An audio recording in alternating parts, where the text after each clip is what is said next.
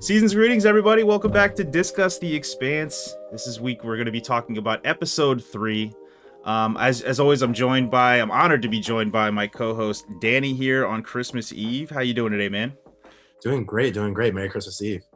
Absolutely, man. Well, we're going to go ahead and jump into the episode here. Before we do, Danny, can you tell us what the title, the writer, and director for episode 3 is?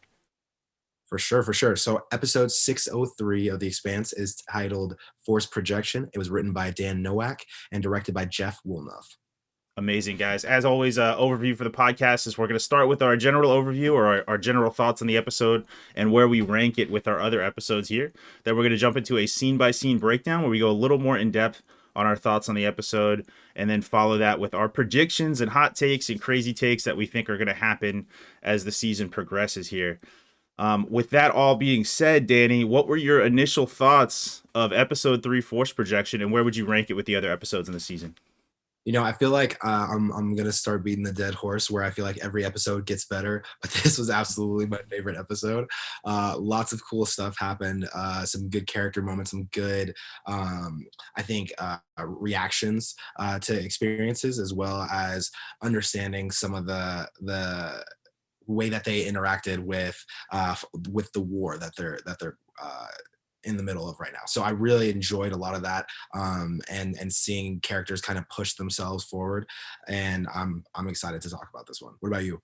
Yeah, I think it's really weird. It's hard to separate these episodes because they all feel so consistently strong. It's hard to like separate them and rank them together. But I think I'd probably put episode 3 maybe second. I think I put ahead uh two ahead of that one slightly, but not by much. I mean, it all feels very consistent. It feels like almost like so far the season feels like a movie that they just split in sections. You know, they don't feel very different from each other, which is a testament, I think, to the show running too, that they have these different writers and directors and everything feels so consistent and coherent together there. But yeah, I really enjoyed the episode. Like you said, it had a lot of stuff, a lot of great moments happening in here.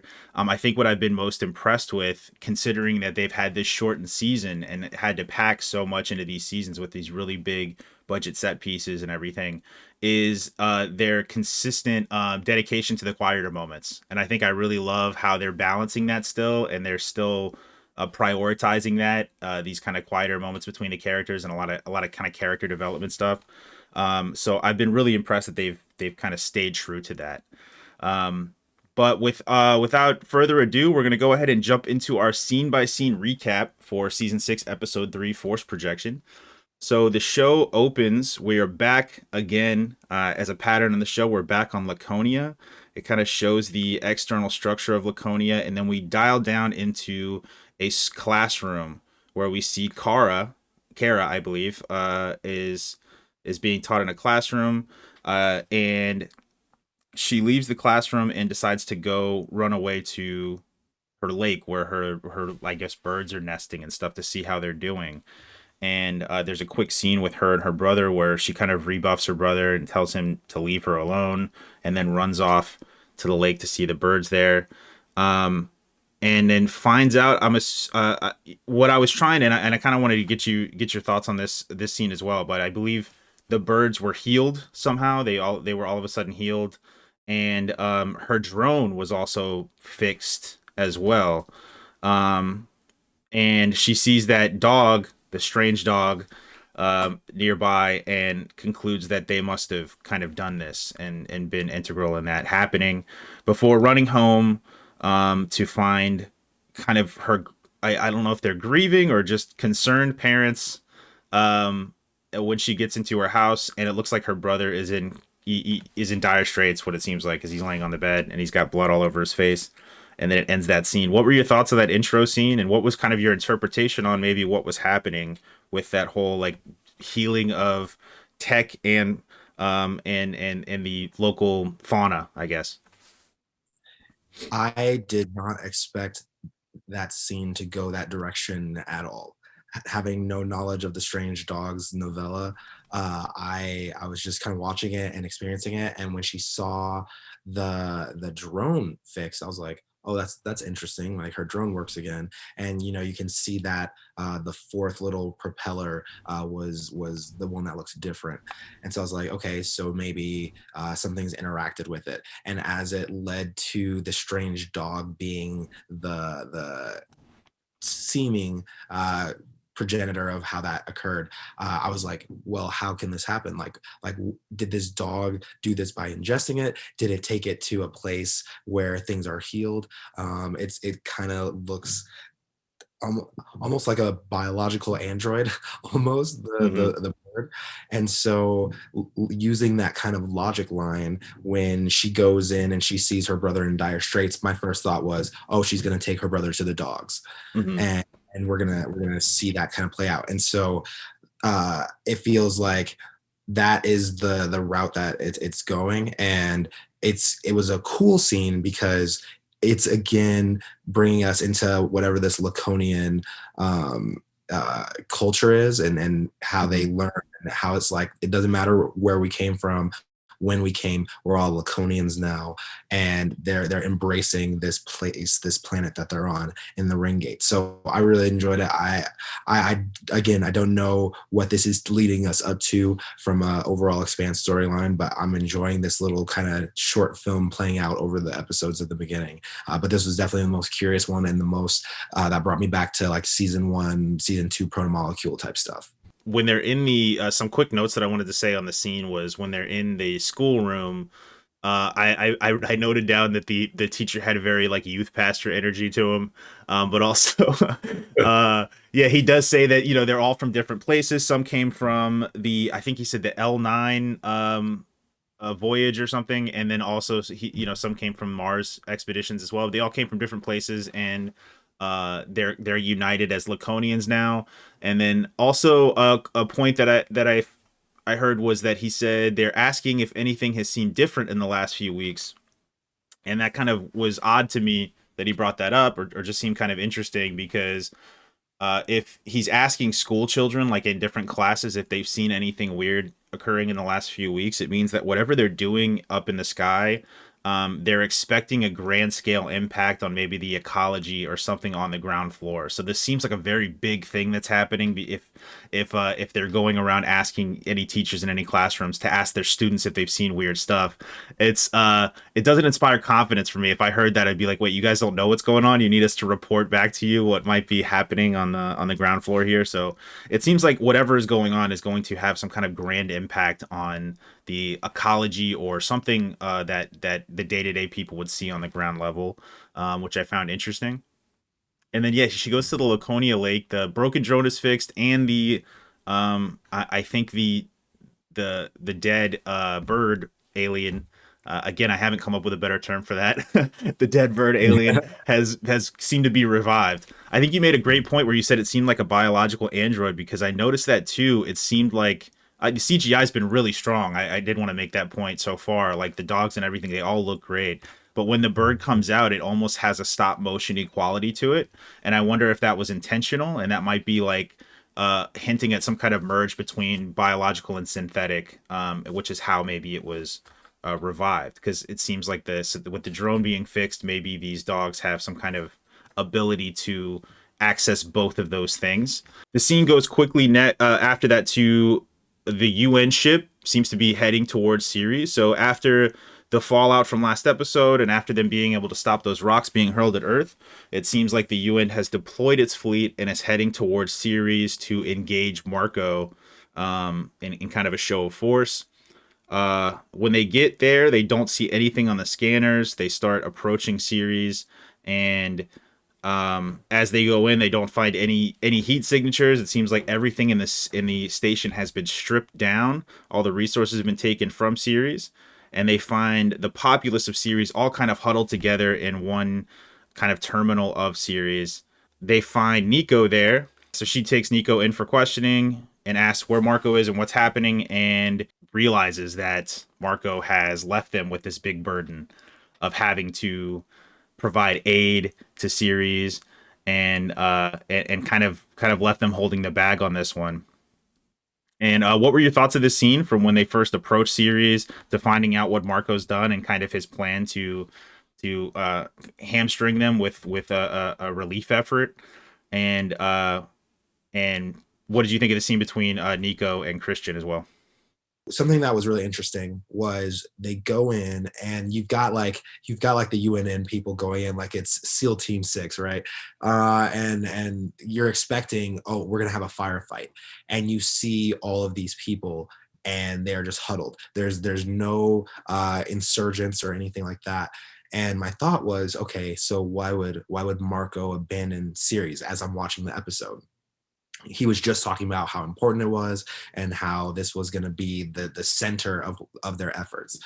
And as the scene plays out and we learn a little bit more about how he has handicapped them and stripped all their resources, I was like, oh, he's forcing Christian, who is a person who is trying to unite everyone, to help them out, which Earth is already in trouble. So that's going to make those restraints. You've got people's prejudices coming into play. So while I think it was a smart move, so to speak, by trying to spread thin resources even thinner, it goes to show you that a lot of what Marco does is pride. He doesn't care about sacrificing people. He'll believe something to be for the greater good, but really it just kind of comes down to his ego and kind of what he's built up this fight to be.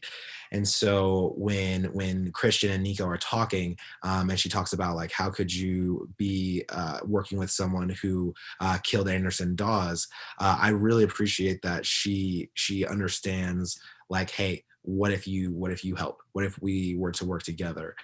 I kind of like that ideal, but I'll be curious to see if after the whole implied uh, investigation, that brutal investigation, how much information they get out of Nico, and if Nico truly wants to cooperate for the good of Ceres, or if this is going to be something that is just going to cause more problems between the Belters and the Inners. But I appreciated the scene. I thought it was a lot going on in there politically as well as war effort wise, but I liked it. Yeah, What I do you think? think I think the point about Marco's pride necessarily taking over, I think that's definitely true. I think that's a priority for him, and that's kind of all he really cares about. But just strategically, it seems to make sense to me too, where it's like it seems like you do that and you leave series. They made a kind of, not obviously in retrospect, not a throwaway line, but they made a line in the episode one about maybe not being able to get supplies to series, and it seemed like they were kind of, yeah, we're not, we don't have to worry about that. I think it was Rosenfeld that said something along those lines. And now in retrospect, their whole plan the whole time was that they were going to kind of abandon series and leave the UN in this situation of having to deal with the humanitarian crisis when their resources are already stretched thin. So it still kind of fits in for me as the um, ends justify the means kind of thing, where he's thinking, if this is the reason that we turn around and beat the Inners and finally like end this war with the Inners, then this would have been a justifiable sacrifice or something along those lines. So I just putting my Marco hat on, that's what I'm thinking the rationale is between that. But I think that's all window dressing for his pride, like you were saying. So I think it's mostly his pride, but it does make strategic sense, and it totally makes it really puts the UN and Mars in a really tough spot, now to be able to first politically and publicly show that they're helping the belt to try to inspire that connection, but also just the logistics of having to actually provide that amount of aid in that situation there. Some quick notes that I wanted to say on the scene was I really like the shot of them, the two Mars power armor people. I thought they were really cool, and then flying from the ship to just kind of hop into Ceres, and they did that in one shot. I thought that was really really awesome. We found out that Nico did work for Dawes. I think that was probably new information that Nico worked directly under Anderson Dawes. Um, a quick note too, I love so they swipe up and you see Christian on a screen in front of Nico, and I liked they didn't cheat the perspective. I think one of the things that I see a lot of that time is they'll show a virtual screen like that, and then when you see the perspective of the person on the screen, they're looking directly at the person, when it Mhm. wouldn't make sense that virtual screen would have a camera on it. So I like that the camera was on the MCRN person, like security person that was nearby, and it showed from that angle. It's a really, really small point, but I just remember thinking that was really well thought out because a lot of times they'll cheat that camera even though it doesn't exist in the shot just to make it look good. The scene goes from then to we are on the Rocinante. It seems the Rocinante is heading to Ceres, and Holden is very tired and he's leaving, and it seems like he's asking Clarissa Mount to take over controls for the Roci. So it's great to see him kind of trusting her with those kind of important duties after. And we get a really great character moment between Clarissa and Holden, where she kind of confides in him, maybe some of the guilt that she's experienced and some of the terrible things that she's done, really in a revenge effort against Holden for what he did to Jules Pierre Mao in the first seasons, and her kind of her path of vengeance that she's been on and some of the terrible things she's done. And he seems to appreciate that she confided in him and then tells her that everyone on the crew of the Roci has done things that they are not proud of, and has done kind of immoral actions, and she's at home in this situation, and that they're not going to judge her for it. What did you think of the interaction between Clarissa and Holden, and that he's kind of trusting her with with like really important crew duties now? Yeah, I think this was the beginning of part of the reason why this was my favorite episode so far, which is there were a lot of really good quiet moments between characters in this episode, and so seeing James just kind of say, "Hey, you know what? Like, I'm tired. I need to get some sleep. You can just be there to watch the Rossi. Like, she will do most of the work. We just need you in the pilot's chair, basically babysitting." And for him to trust someone who tried to kill him not that long ago to drive while he rests, just kind of goes to show how the strides that they made in episode 2, when she went in there for Naomi, even if she wasn't following procedure to do so, just kind of shows that he is like, okay, she was serious about trying to be a little bit better. And so when she kind of confesses, you can tell that this is something that's been building up in her for a while, and she wanted to get this off of her chest.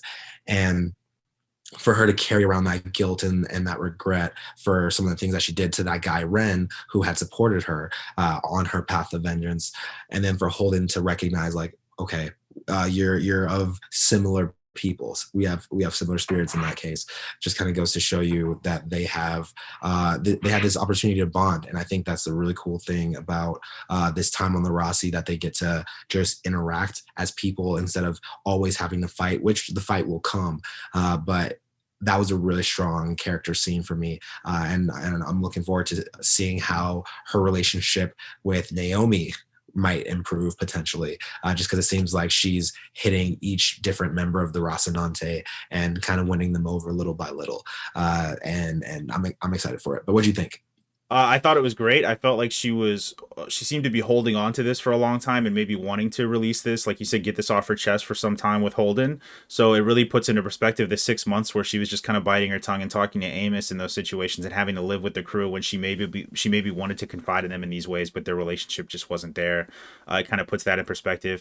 I think a really interesting point in their conversation was that she says she's expressing guilt over this character Ren, that she kind of killed indiscriminately, and she's confiding in Holden about it. But what I found interesting was that she thinks that the vomiting that happens when she bites her mods is not from any kind of physical ailment or any kind of side effect of the mods. She thinks it may be from like moral abhorrence at the kind of actions that she did against Ren at that time, and maybe reminding her of the horrible things she did to innocent people or an innocent person, and that's what causes her to vomit when she bites the mods. I don't necessarily believe that that's the case, but the fact that she even thinks that that's a possibility says a lot about her character and how much it really tore her up that she did that, and how much she regrets it. But I thought that was an interesting touch that she thought of it that way. She thought of maybe it was a moral abhorrence instead of physical. The scene then goes to Bobby and Amos. They're in the kind of kitchen area, and he's eating his slop, I guess. And this was, in reference to what you said about the quieter moments being highlighted. This was probably one of my favorites. Was this interaction between Amos and Bobby, and them kind of recanting, for better words, stories of the cant when he was there, and talking about those different different things on Ceres, and it really highlighted a lot of different things about each character that I found really interesting. And she again continues on the pattern of kind of baby naming him or calling him like Pee Wee. I think she calls him Honey Buns in this one, Yeah. and they seem to be building up to that. It seems like they might pay that off with some kind of clash between the two potentially, which would be amazing to see. But yeah, they kind of talk about the really kind of world building stuff about Ceres, about how there's like noodle shops and booze and brothels, mostly on Ceres, and her kind of asking about the food and everything. Very, like you said, a very quiet moment, world building kind of conversation. What did you think about their interaction in that conversation between Bobby and Amos in the crew quarters? I love a no nonsense conversation about nonsense. I think that kind of sums up their how they both are, because Bobby is like kind of this straight shooter, and Amos is definitely a straight shooter, but they're from different sides. You have or you have Amos's whole, I grew up in rough areas and did that whole thing, so I'm really kind of unfeeling, generally speaking, and just very direct. And then you have Bobby, who's all about, I grew up on Mars. Mars was everything. I'm a soldier. This is my no nonsense. And so for them both to kind of be having that rapport back and forth, I loved hearing it. It was just really funny to me. It was a great scene. I love like the inside baseball conversation about Ceres. She says, the other great line that I thought was, she says, "Is there anything on Ceres other than noodles, booze, and brothels?" And he said, "I never looked." So that really sums up Amos's character, as those are kind of the three things that he would only be concerned with on that station. I thought that was a great line between the two. And yeah, they both characters feel like two sides of the same coin, where they are both no nonsense, both action over words, and they seem like they'll eventually have this mutual respect, and because they do seem very similar as characters, but at the same time they're contrasted by, like you said, Bobby's soldier attitude, and Amos is more of kind of a loose gunslinger with a criminal background. But they both have they both have those same traits, but they come from very different backgrounds and very different priorities, I guess, that they hold true. So it's going to be really interesting to see how their relationship develops as the show goes on.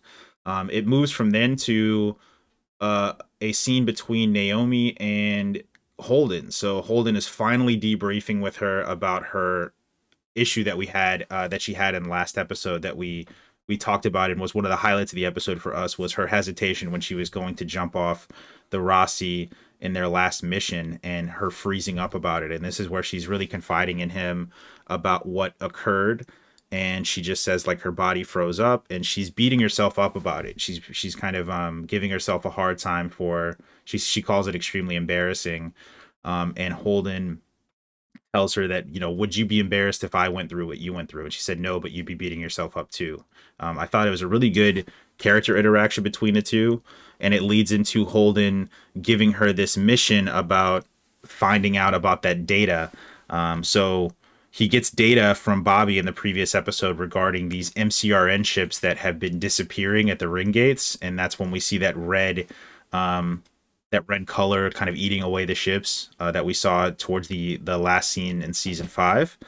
And he's getting some information about these disappearances, but there's a whole lot of data that they need to parse through. So he enlists Naomi to parse through that data for him, and she says, "You're just giving me a like a task that will distract me from my ineptitude or my failing that occurred."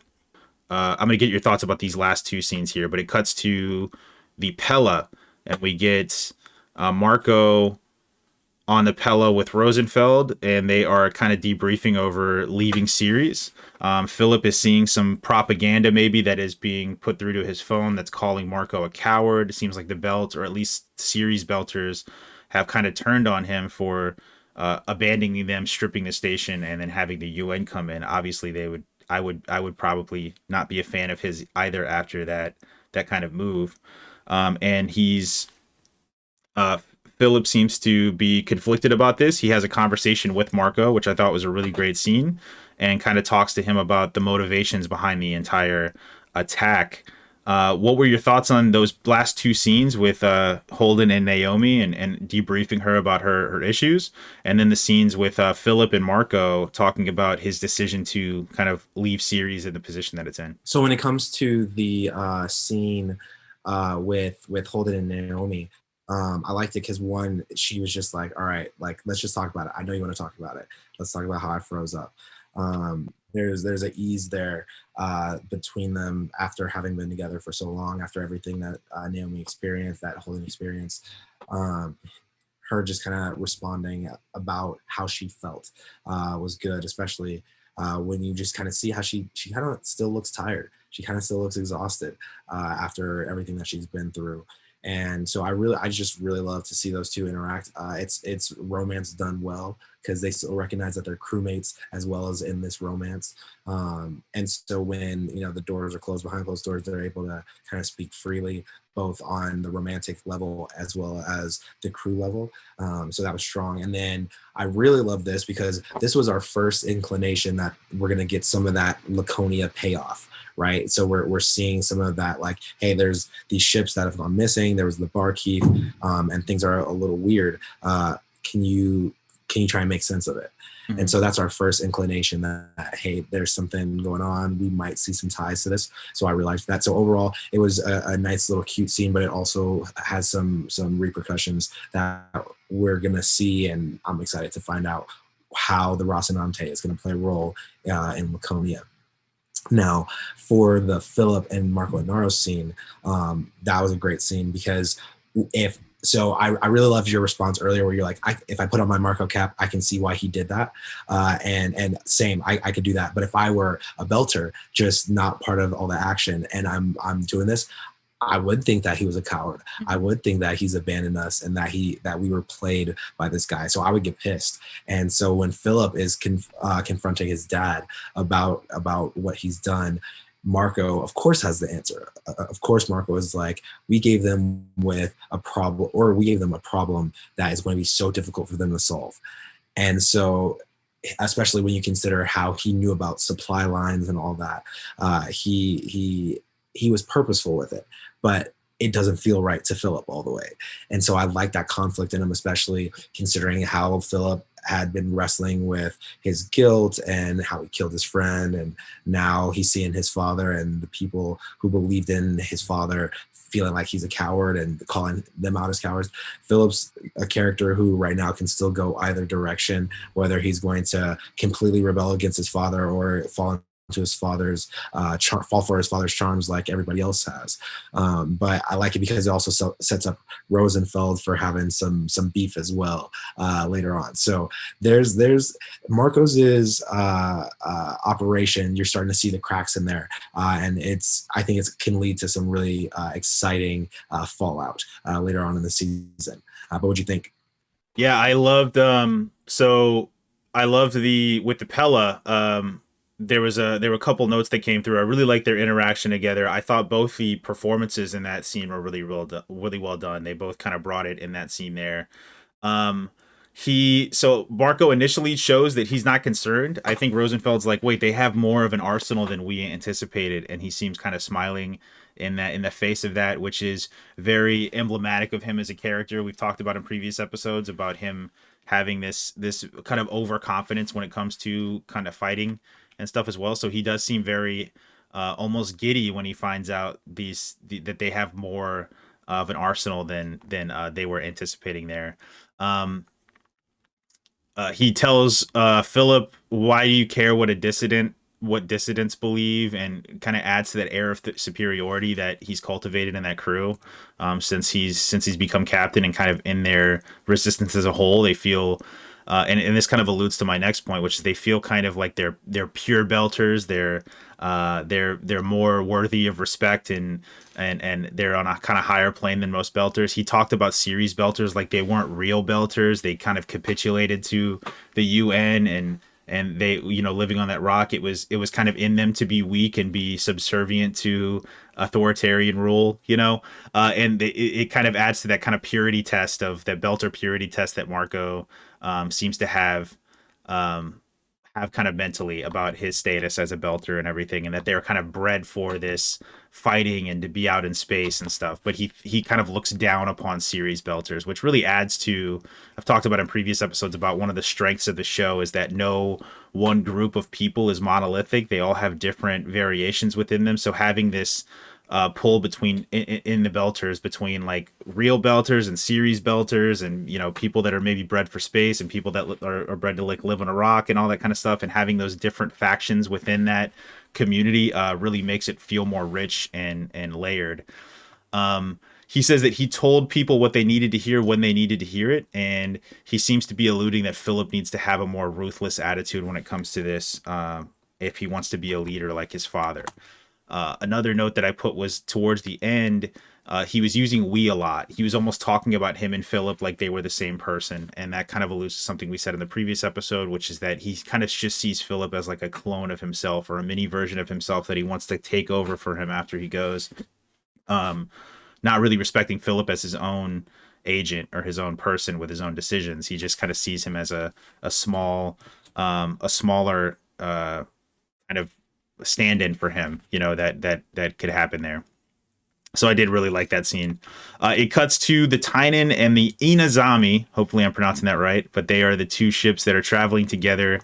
One is with the Golden Bow Liang Walker, his ship, and hers traveling together, and it seems like they're kind of coming up with their plan on what they're going to do. She's asking him about the supply caches, and they're trying to recruit some Golden Bow ships.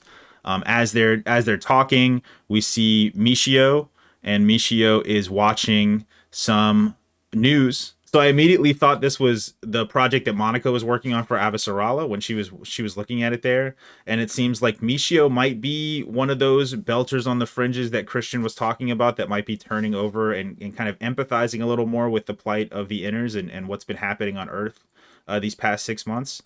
And there was a great conflict between Michio and I want to see Joseph. Michio and Joseph have a kind of argument about, he's like, oh, poor inners, you can't get access to food and water, and they have kind of an argument between the two before they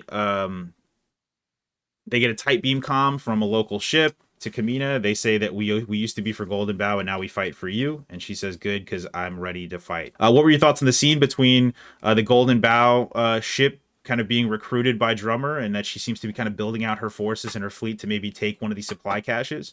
And then also the conflict between Michio and Joseph, and kind of how that ethical conflict kind of bubbles up and what it maybe means for the show going forward. With Drummer, I appreciate her action. She's being smarter this season. She's not letting Marco's abilities in war catch her off guard. She's planning smart things as she's speaking with Liang Walker and discussing the merits of, oh, this is how we could do this. This is trying to understand what Marco's plan is, so then they can help cut it off in her own way. We're seeing her leadership qualities come forward again. And I think that's an exciting place for Drummer to be in, because that's where she's been very effective. She's never really effective when she takes that back seat. But once she finally makes that decision, like she's going to get engaged, you can't stop Drummer. Drummer is just going to do her thing. So I really like that. I'm excited to see if she can take one of those food stations. And if so, is she going to use that to help benefit people from the belt, or is she just going to use it as a way to fight Marco? So I'm curious to see what direction she's going to go with that, especially considering she's working with a pirate. And so I'm excited to see that.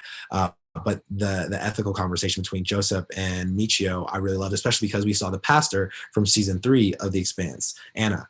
And I also thought, I was like, oh, this has to be Monica and Avasarala's little propaganda thing, because Christian really did understand that there are probably people out there like Michio who can see that that despite where we come from, we're all people. And you could tell, because she was like, no one should have to live how we lived. And that is the difference. There are some people who want to make others suffer like they have suffered. And then there are people who recognize that suffering just shouldn't happen.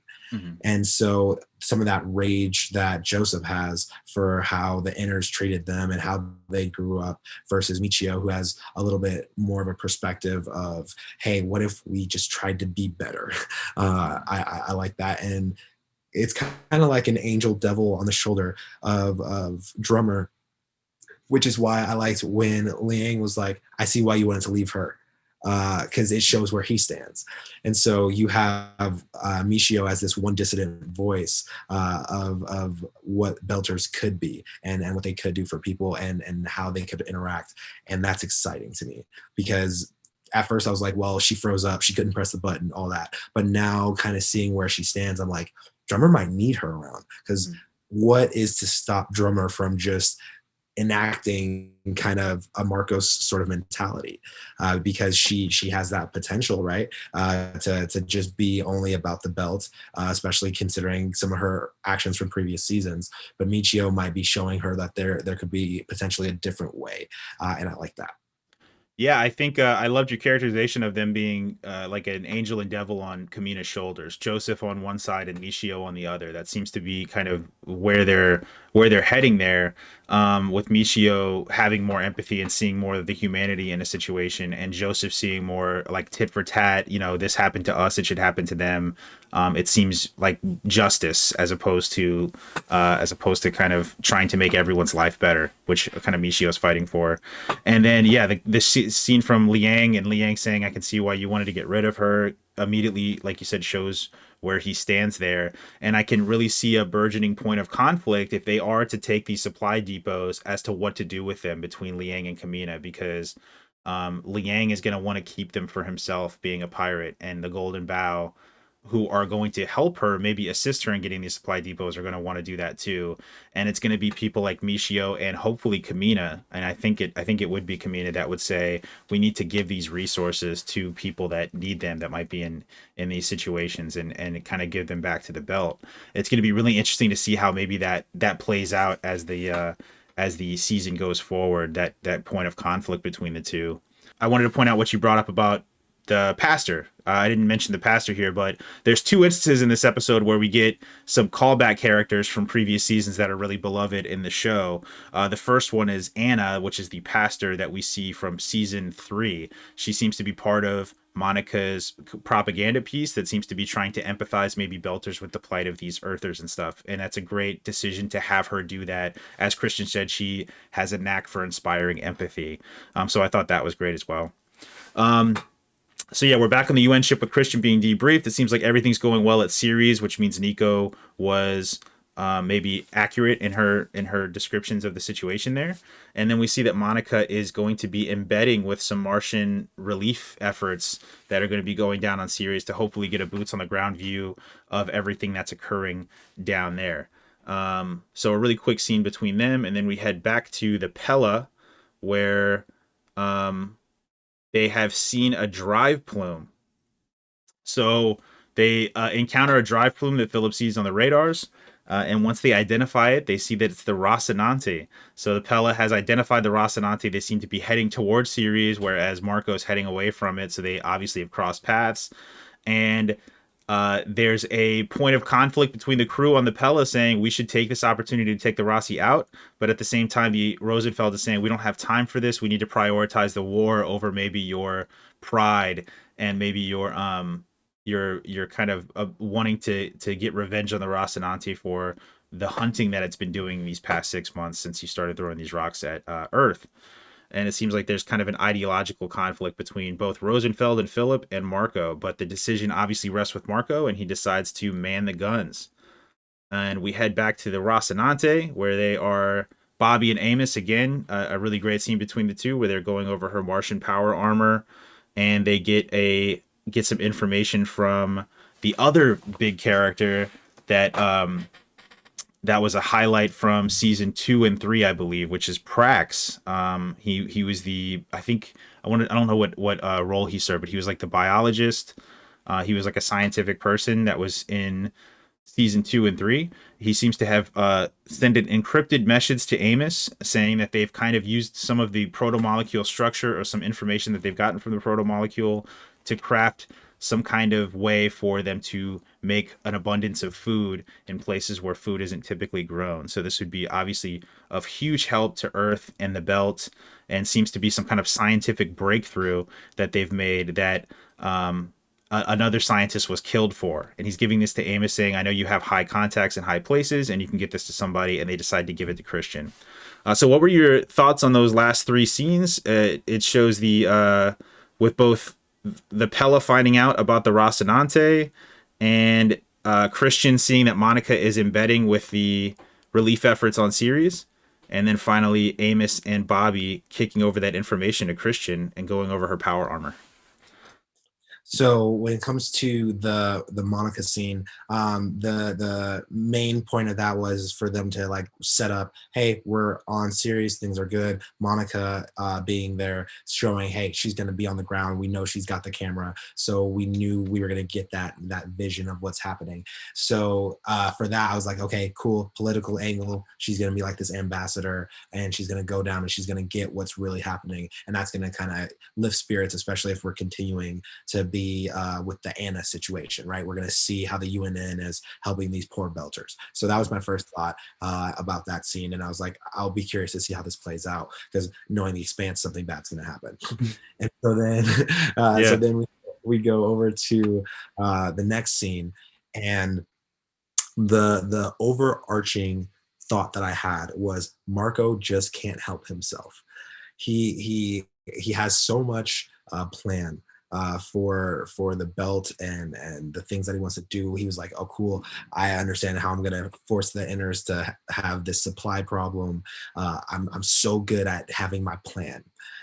And then he sees the Rocinante, and he thinks about James Holden, and he thinks about Naomi and the thorn that they are in his side, and he just can't help himself. He has to do something. It's really one of the few times that you see him fall away from the master plan for something that he just personally wants. Mm-hmm. And despite there being this reluctance from his crew, of course they're going to follow him. And then he decides to give that honor to his son, that extension of we. So then if his son can be the one who takes out the Rocinante, it sheds light on him, right? When he shines, I shine sort of situation. And so you see how excited he is. And this was also a really funny scene for me personally, because for whatever reason, I did not think about the fact that the Rocinante and the Pella were going to cross paths. It makes perfect sense. But I was just caught off guard because I didn't expect this conflict to happen right then the way that it did. And so it leads into some really interesting stuff later on. But overall, I like the scenes and I like what they did for each of those characters. Yeah, absolutely. For the Pella, I thought what was really interesting was in the moment when he tells Philip, you're going to be on guns. I initially went, oh, bad move, Marco, because I don't think he's going to maybe pull the trigger knowing his mom might be on the ship. And that's why I thought the downfall was going to be was having Philip man the guns. So it's interesting kind of the way it goes, which we'll talk to when we get to that scene. But initially when I found out about that, I just immediately thought, oh, that wasn't a smart move to have Marco put his kind of son that's going through these issues and dealing with this identity crisis and being responsible for kind of firing the stuff on there. So I thought that was an interesting part. What did you think about the scene with Prax and Amos and Bobby, and Prax giving them that information about the kind of food and how they're going to be using that proto-molecule scientific breakthrough to hopefully feed the belt and also help Earth in their kind of repopulation efforts, or like getting more food stores and stuff on Earth? Yeah, so with the Amos, Bobby, and Prax scene, one, I was really excited to see Prax because I love that Amos referred to him as his best friend from their time together, and I think that the idea of this super yeast that can use like a little bit of carbon dioxide to really. It struck me as something that Mars really could have used when they were trying to terraform. And so the irony of them having this after the ring gates have been open for a while and Mars has become whatever it is now, the fact that there are scientists that can be killed over this makes sense. This is a major breakthrough. It undermines what Marco has done because, hey, this is a response to Ceres. This is a response to Earth. This is a response to anyone who's really kind of struggling out there. And this could be something that affects the entire system. And so it's major. And I like that Prax is like, hey, don't worry about me, and May will be fine. But this is the most important thing, and you need to do so. And so, of course, Amos sends it to Versarala because they have that connection, and he knows that if she sees that he sent it, she'll look at it.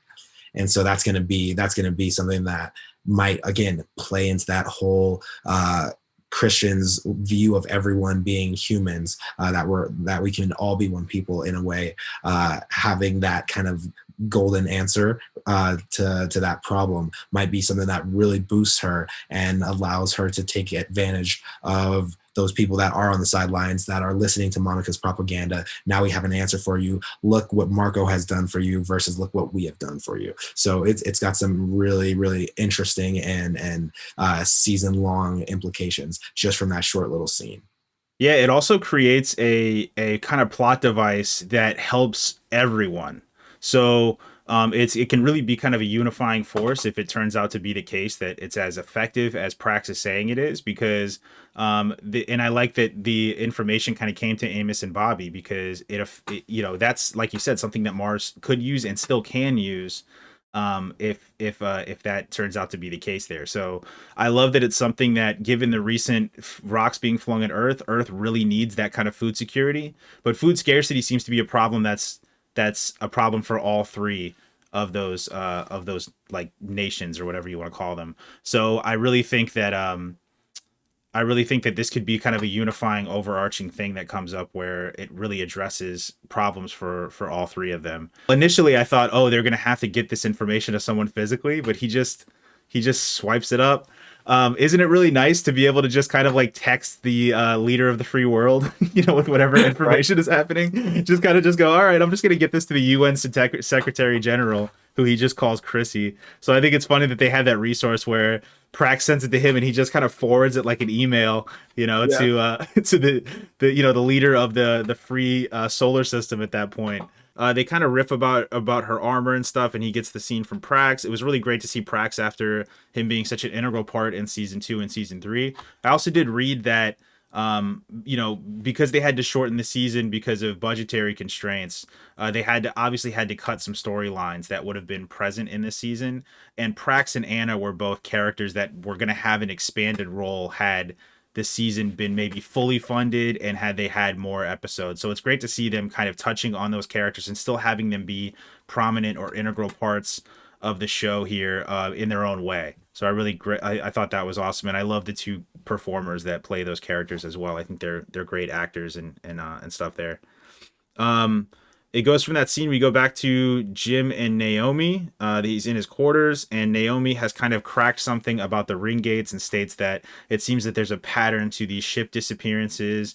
It seems like once, and maybe you can elaborate on kind of what she was talking about it, but it seems like once one disappears, it immediately opens in another area and another ship disappears. So it seems to be this hole that seems to be bouncing. It seems to be like maybe one portal or one hole that seems to be bouncing between ring gates, indiscriminately. And she says she's really not an expert. She can't say anything definitive about it. And then they're interrupted by, it seems like Clarissa has, she was tasked with watching the Rocinante, and it seems like on her first watch, she got some bad luck, which was that Marco Inaros, the biggest terrorist in the system, is barreling towards them, him and his other two ships. So she sees that on the radar and notifies Holden, and he says, and then we cut from that scene there. And then we go to back on Ceres. The UN relief efforts seem to be in full swing. We've got some Martian people that are handing out supplies, and Monica is documenting the entire thing. We see kind of a great interaction where the Martian UN relief guard is speaking to them in Belter. So I thought that was a really nice touch that they seem to be kind of extending that olive branch to the Belters and trying to communicate them with them on their level.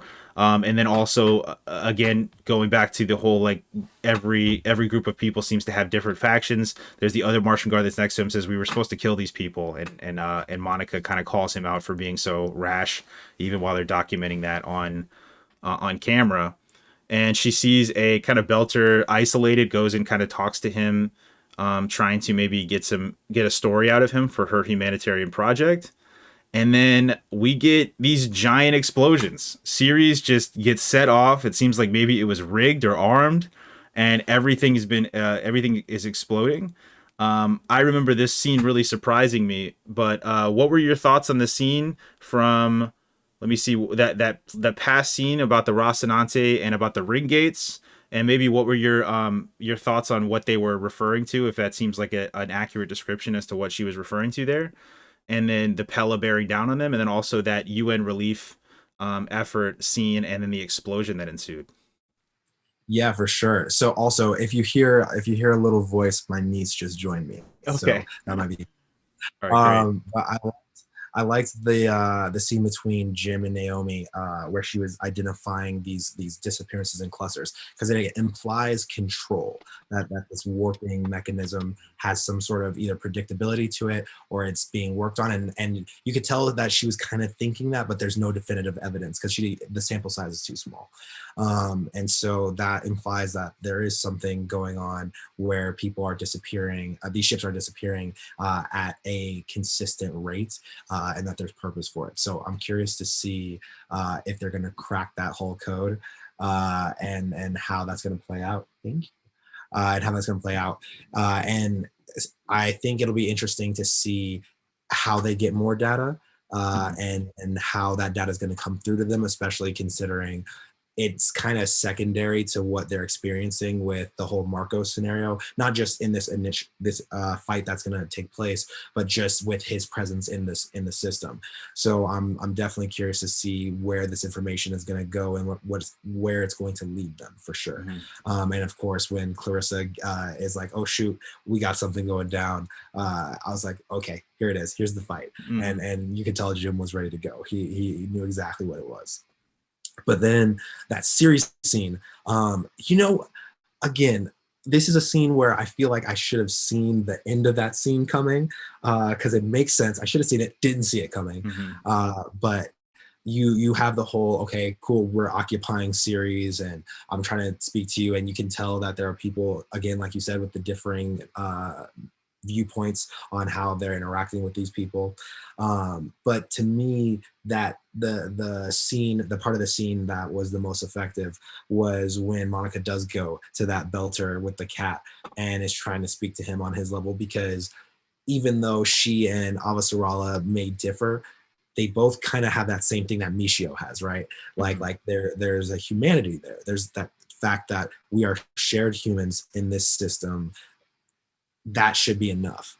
And so I really actually like that. And then the explosion happens, and I was like, oh man, oh man. And that's when I was trying to figure out, now what are they going, how are they going to play this? Are the belters who see this happen, are they going to blame Marco for it? Are they going to say, hey, this happened after the UN people came? What's going to be the way that this is spun?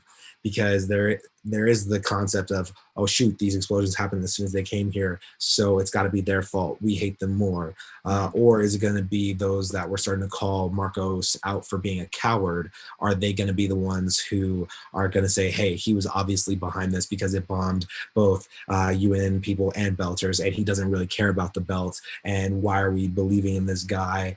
He killed Anderson Dawes. And so I'm trying to figure out if like there's going to be critical thinking people who are going to see this almost laundry list of offenses that Mhm. Marco has done on over the belt. So I'm excited for that.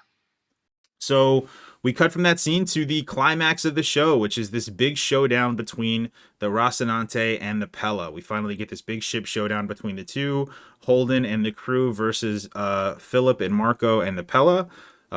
Philip, as we said in the previous scene, is manning the guns there, and there's a really tense battle between them where they fire all their missiles. The railgun saves them and takes a lot of them out, and they're kind of at that point they just start trying to dodge everything, and they're dodging around, and then Bobby in this alpha move comes up to the top. She takes the gunner controls, and he says, you know, they're dodging all my shots, and she goes, just give me the shot. She finds out that it seems like every time they're dodging to the port side, so they use all their missiles as a diversion. They shoot the railgun and take out the Pella as it dodges into the railgun's fire line, which I thought was a really cool scene, really great action scene between the two. I love the little interaction between Amos and Clarissa, where they lose some. Um, I think he said PCDs. I'm not exactly sure what that stands for, but they kind of lose that in the firefight, and he has to go fix them. And she says, "Yeah, but we're in the middle of a battle." And he said, "That's the job, Peaches." I thought that was a great line for him.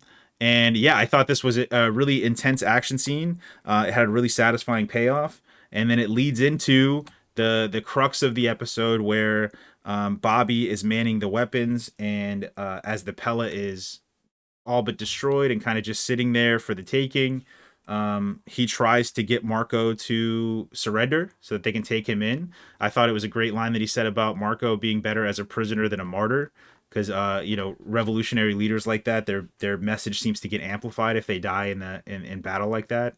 And then when Marco declines, Bobby fires the missile. We get a tap on the wrist from Holden right before the missile hits that disarms it, and it just hits off like a dud. Um, and then Marco gets away. What were your thoughts on this scene from start to finish? The action scene with the Pella and the Roci going at it, some of the character interactions between Amos and Holden, and Bobby kind of coming up and really coming in clutch for the Rocinante as far as her kind of war expertise, and then the decision from Holden to disarm the bomb, saving both the Pella and Naomi's son in the process. So this was a fantastic action sequence. Uh, it it showed me how much I enjoy space battle in the Expanse again. And for it to be this one-on-one dogfight, I loved seeing the way that the ships would flip around and fire to be strategic about it, especially when it came to the fact that it was a 3-on-1 and it should have been really easy for them. But you can be outmaneuvered and outgunned, or you can be outmaneuvered even if you're outgunned based on someone's war expertise. And so for them to basically disable it to the point where it was just the Pella versus the Rocinante, that was really exciting. But then you were like, the Pella can outfire them. Mm-hmm. It's a matter of time. And so for Philip to be the one to like try and make, you know, these shots, and they're just barely missing, or they're hitting and it's glancing off, and it's like Amos and Clarissa are the ones having to fix it, and she's like, you want to fix it while we're in battle? And he's like, that's the job. Yeah. You know, that's what we do. And the craziest thing though was, I was like, I don't know how they're going to get out of this.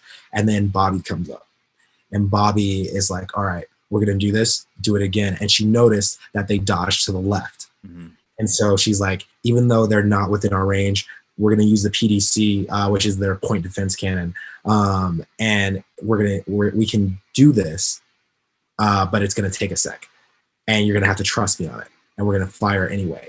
And so again, all of that like character building, relationship building stuff that they had been doing earlier in the episode and in the previous episodes makes it so that when Holden trusts Bobby, it's like, okay, cool, we can make the shot.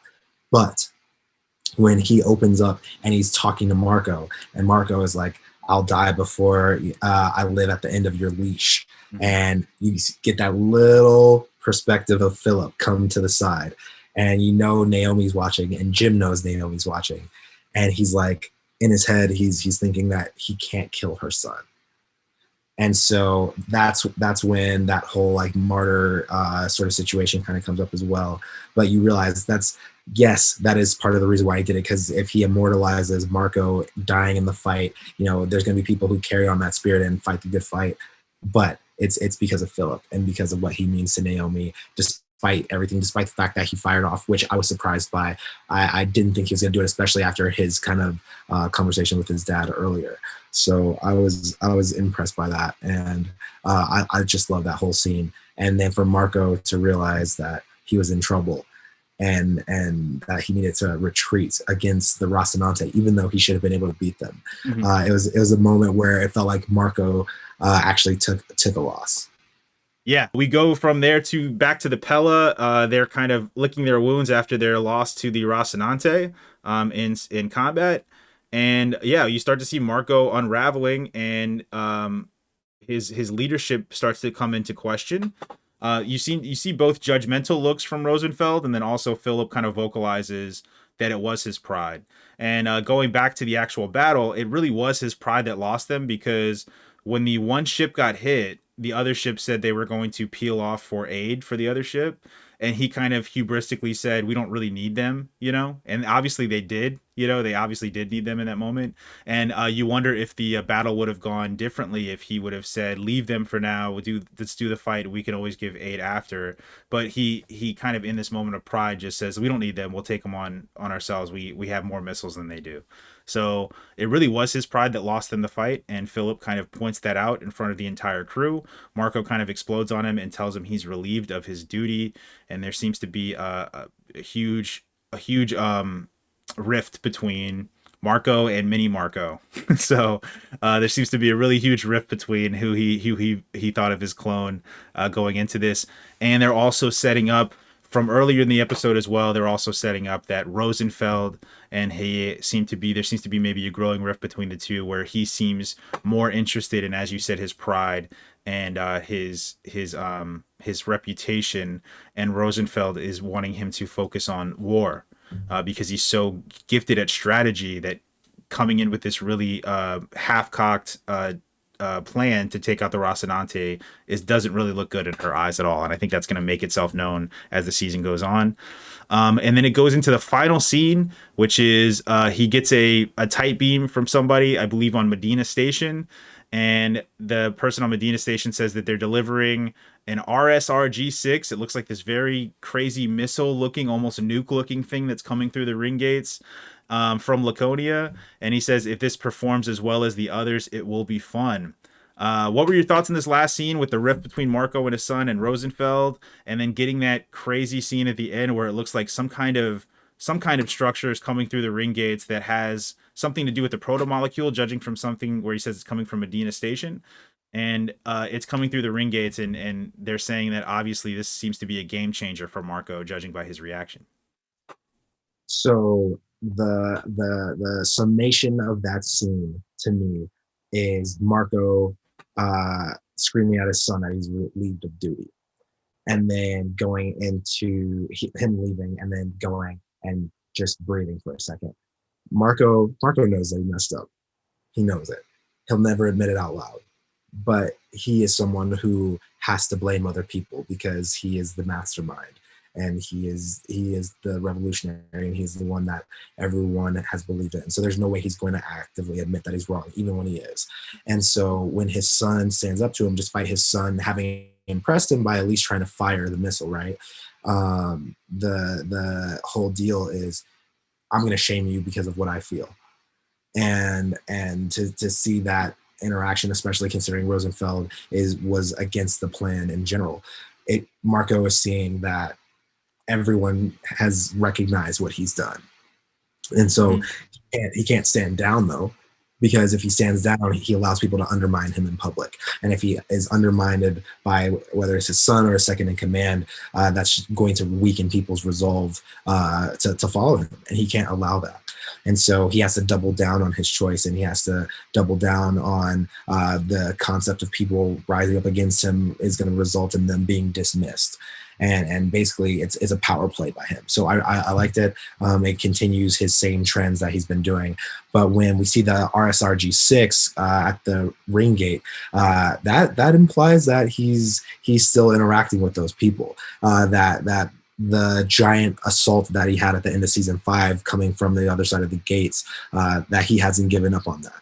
And so Marco doesn't strike me as the kind of person who plays every card in his hand immediately. He keeps them close to the chest, but this definitely seems like one where he is excited that it happened at this point in the war, especially with how people have been kind of vocalizing their grievances against him. Do you think that that weapon at the end has something to do with the protomolecule? They said it was coming from Laconia, right? So that's why I was assuming it has something to do with the protomolecule. Anything with Laconia, I'm associating with the protomolecule in general right now, Right, just based right. on how we saw it, right? And so I'm trying to figure out if this is something that is a supply that has to do with the protomolecule, or if this is something that they want to reach Laconia so that the protomolecule can come back. Because the whole concept of Laconia, and James Holden was talking about this earlier, was hey, there is that missing protomolecule from Fred, right? Fred Mm-hmm. Johnson. So all of that, anything that has to do with like the ring gates and these weapons and the disappearances and whatnot, Yeah. I'm assuming it has to do with the protomolecule. But we had always talked about they're going to resolve the Marco storyline and then go to the protomolecule storyline. And this seems to be a subtle merging of the two, if that's the case, where it seems like maybe the Marco storyline is linked with the protomolecule storyline in some fashion there, which is really interesting. And it'll be really great to get to kind of see how that develops here. But that was the episode, guys. It cuts out after that. We're going to jump into maybe some predictions and hot takes and questions that we may have had on the episode there. I did want to ask you two questions before we get into maybe any hot takes or where you think the show's going to go, which is who do you think was responsible for killing that scientist that Prax had to get the information to? So there's some kind of maybe political machination about not wanting that information to get out there, or not wanting that information to be to be widely known about that yeast. Who do you think may be responsible for that? See, I'm torn because part of me is like, it would make sense for Marco to have spies throughout the system, right? That would be really interesting to me. If this was a more expanded storyline, or season rather, I would assume we would see more cracks, and I could see a situation where a Marco insurgent has hidden themselves against or amongst the scientists, and as they've kind of gone farther and farther, maybe they're feeding him information and then ends up killing the person to try and Mm-hmm. steal that information, and Prax is able to get that and transmit that, and in that scenario Prax would die. So like that's kind of where my mind would go if we had more episodes in the season. That there's probably a spy, but when I think about it, I'm like, well, who benefits from killing this scientist, right? Earth doesn't benefit by killing it because this whole deal would help Earth. The belt in general wouldn't benefit from killing them because, oh shoot, we can provide for our people. We're in a restricted scenario. So the only other faction that that is left in my head is Laconia, but Laconia is detached from them. They're kind of doing Mm-hmm. their own thing. So I actually have no idea because I can't figure out a motive besides if there was a spy. Yeah, I think a case could be made that Earth does benefit if that person's dead. And the reason being is that even with their capacity and all the stuff that's happened on Earth, their ability to grow food or have food available for in that system is there really one or is one of their major advantages over the belt and Mars is their ability, like they have that biosphere that they can kind of rely on and have that food. So even with their issues that they're going through relating to that biosphere, to give up that advantage that they may have between the other two, may have caused them to maybe kill that scientist and not want that information out. So they may have the information that maybe they could use for Earth, but they may not want that out for Mars and the Belt because they want to hold that power over them, where they're having to ship them food resources, and it's a huge trade export for Earth. So it's going to be really interesting to see the motive behind killing that scientist there. Do you have any other predictions after seeing this episode as to how you think the series is going to go, or maybe what you expect from the next few episodes, given the information that we got in this one? I'm trying to figure out what happens to Marco at the end of the season. I can't see a scenario. Well, let me take that back. I can see a scenario where he is captured alive and he is imprisoned for the rest of his life. So then he can be an example of the inners not having to kill Belters in order to make a point. So I could see that, but I'm also more figuring that he might die. And if that's the case, how would he die? Do I see it being Holden? Not unless it's self-defense, and it would be a one-on-one sort of situation. Do I see it being Naomi? No, because I don't think, even though she hates what Marco has done, even though he's tortured her before. I don't see her being the one to pull the trigger. I could see Philip doing it in an act where he finally mans up and tries to protect his mom. But I also think it could be really interesting if Marco died via protomolecule. And especially because we're starting to see some interaction with him in Laconia. So where my mind is going for pretty much all my predictions is what's going to happen to Marco and how is he going to end the season. That is the most anticipated part of the season for me. Yeah, well, one of your big predictions that you made in the first episode that we did regarding Marco was that potentially Philip kills Marco. And I still think that could possibly be the case here too. I think having gone through this, especially with the rift that's now growing between the two, there's kind of a motive for Philip to maybe make that decision later on, and it might be a really kind of tragic end. I think Marco could kill Philip too, and I think and I think that's something you alluded to in episode 1 that we did too, was that could be the case, but.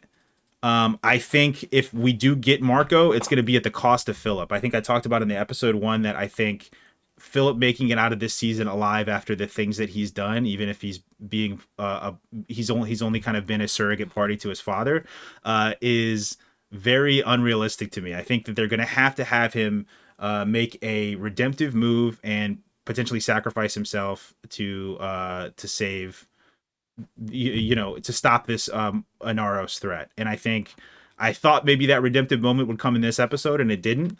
He definitely shot every time his father told him to. He didn't really care kind of who was at the end of that missile that he was sending off. So he indiscriminately did it in this one, but you're starting to see a rift where he's losing faith in his father's leadership. And maybe the crew is too. And I could see a case where he does something to destroy the Inaros kind of terrorist regime or whatever you want to call it, and Marco kills him for it.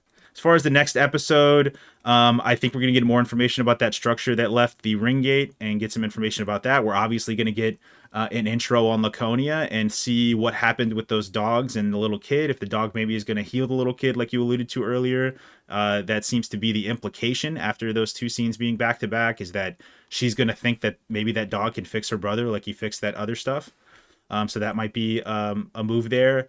And then I think we're going to get more Drummer in the next episode. I think Drummer and Liang's mission for those supply caches is going to kind of come to fruition in the next episode there. So that's going to wrap it up for us guys here for The Expanse episode 3.